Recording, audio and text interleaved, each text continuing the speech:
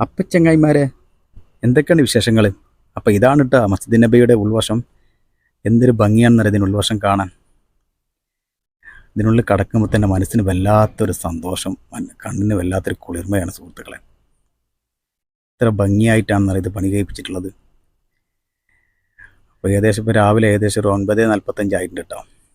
പക്ഷെ തിരക്ക് വളരെ കുറവാണ്. സാധാരണ നല്ല തിരക്കുണ്ടാവാറുണ്ട്. എന്തോ പ്രാവശ്യം ഒരു തിരക്ക് കുറവുണ്ട്. 2 ലൈനായിട്ടാണ് കടത്തി വിടുന്നത്. ഈ കാണുന്ന സ്ഥലമാണ് കേട്ടോ സ്വർഗത്തിൽ നിന്നുള്ള സ്ഥലം. മുത്ത് ഹബീബിൻ്റെ വീടിൻ്റെയും മിറാബിൻ്റെയും ഇടയിലുള്ള സ്ഥലം.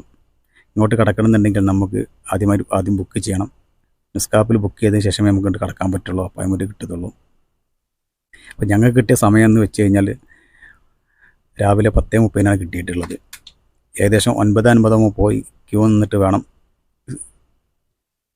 ആപ്പ് ബാർകോഡ് സ്കാൻ ചെയ്ത് രാത്രിയെ കടത്തി വിടത്തുള്ളൂ. അപ്പോൾ ഈ കാണുന്നതാണ് കേട്ടോ റൗള ഷെരീഫ്. ലോകത്തിൻ്റെ രാജകുമാരൻ അന്ത്യവിശ്രമം കൊള്ളുന്ന ഈ പുണ്യ റൗള ഷെരീഫ് ഇതാണ് സുഹൃത്തുക്കളെ.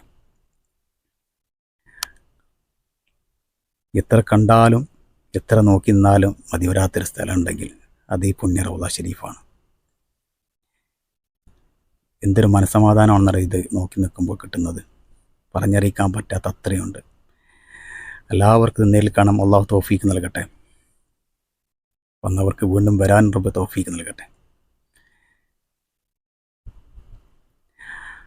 ഈ കാണുന്ന 1-ാമത്തെ ഹോളില്ല 2-ാമത്തെ ഹോളിലോട് നോക്കിയിട്ട് വേണം മുത്ത് ഹബീബിനോട് സലാം പറയാൻ.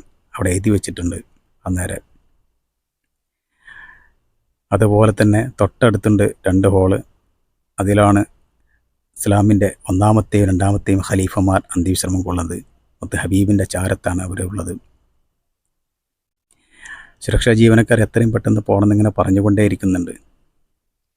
ജനങ്ങൾ പതുക്കെയാണ് ജനങ്ങൾ മുന്നോട്ട് പോയിക്കൊണ്ടിരിക്കുന്നത്. അവരെ കുറ്റം പറഞ്ഞ കാര്യമില്ല. സത്യം പറഞ്ഞാൽ ആർക്കും പെട്ടെന്ന് അവരിന്ന് പോരാൻ പറ്റത്തില്ല. സലാം പറഞ്ഞുകൊണ്ടിങ്ങനെ ഞങ്ങൾ മുന്നോട്ട് പോയിക്കൊണ്ടിരിക്കുകയാണ്. പതുക്കെയാണ് പോകുന്നത്. ആർക്കും അവിടുന്ന് പെട്ടെന്ന് പോരാൻ ഒരു മനസ്സുണ്ടാവില്ല. മുത്ത് ഹബീബിൻ്റെ ചാരത്താണല്ലോ നിൽക്കുന്നതെന്നാലോചിക്കുമ്പോൾ പതുക്കെ ഓരോരുത്തർ വിങ്ങിപ്പൊട്ടിക്കൊണ്ടിരിക്കുകയാണ്.